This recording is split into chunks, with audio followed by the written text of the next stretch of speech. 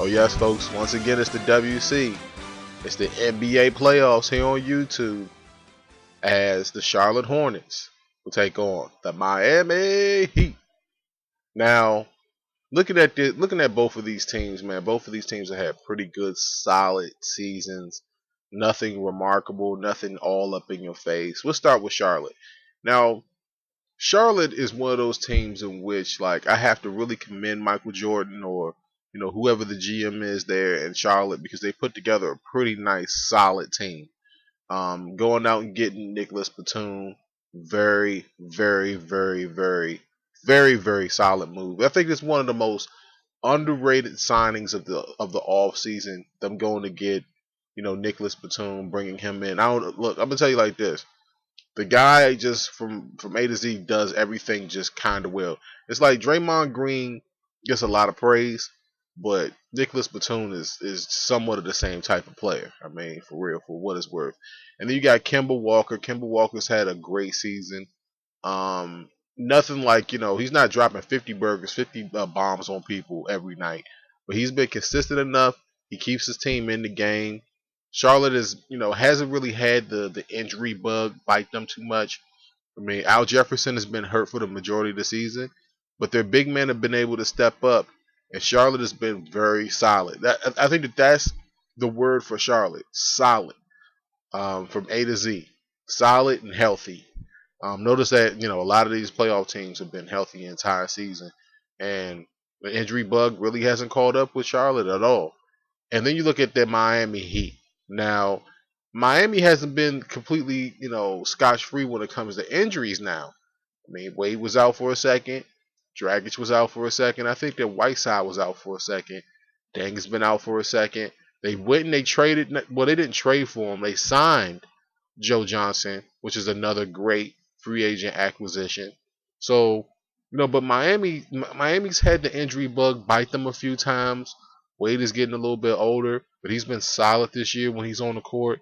Whiteside, what can I really say about Whiteside? I'll get to Whiteside a little bit later on in this video. But overall, this team has been very, very, very solid, man. Both teams have been solid. Is it another close matchup? I don't know. Speaking of matchups that I want everybody to pay attention to, I want everybody in this series, all right, to think about the matchup between, Whiteside probably versus Jefferson. Because I think that, I don't know if they're going to insert Al Jefferson into the start lineup or Whiteside's going to be in the start lineup going into the playoffs. But nobody's really been able to stop Hassan Whiteside. I mean, this entire season, I've been watching the Miami Heat almost every night. Nobody's been able to stop this guy. And he's coming into the game off the bench and scoring, 30 and 10 off the bench. Like, who does that off the bench, 30 and 10? I think that he should be the sixth man of the year. I think that's the reason why they wanted to keep him on the bench, so he would be eligible for that. But if he's eligible for that, he should run away with it. Because nobody was putting up numbers like Hassan Whiteside this year from off the bench. But I think that that's the main matchup that people should look for. Now, I could have said Batum versus Wade. I think that that's more so of a chess match between two very solid players.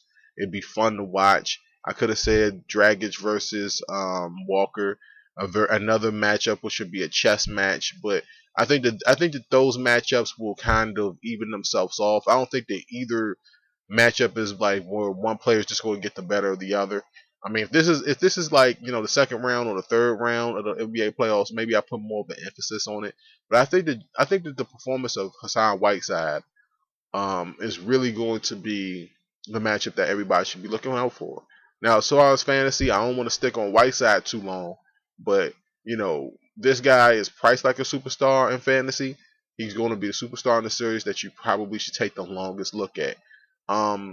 Just like the Hawks and the Celtics series, it's like there's a lot of evenly matched players here. You understand?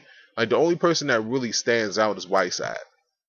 All right, now if you can go with Kemba Walker, he's priced like a superstar. You can go with Dwayne Wade, he's priced like a mid-tier superstar. Dragic is probably going to be a little bit cheap. when it comes to pricing and everything. It's like pick your poison here. There's not really a must start besides Hassan Whiteside.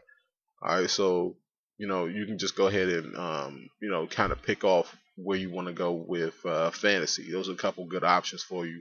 Like I said, Joe Johnson and a couple other options over there.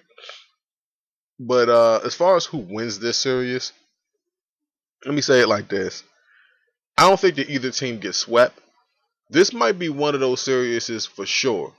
All right, that goes about maybe 7 games. I think that this series goes 7 games. Who comes out on top in the seventh game? I think that the edge has to go to Miami because of the big men down low. All right. Now, I think that Al Jefferson will have a bigger effect on this series than what people might see at first. But somebody's got to stop Hassan Whiteside. Nobody's been able to do it so far. I don't think that Charlotte's going to be able to do it long enough to win this series. So I'm going to go with Miami in 6, maybe 7 games. So let me know how you guys feel about this series down below. It's the WC, man. This is the NBA playoffs on YouTube, man. It's the playoffs on YouTube. And until next time, folks, peace out.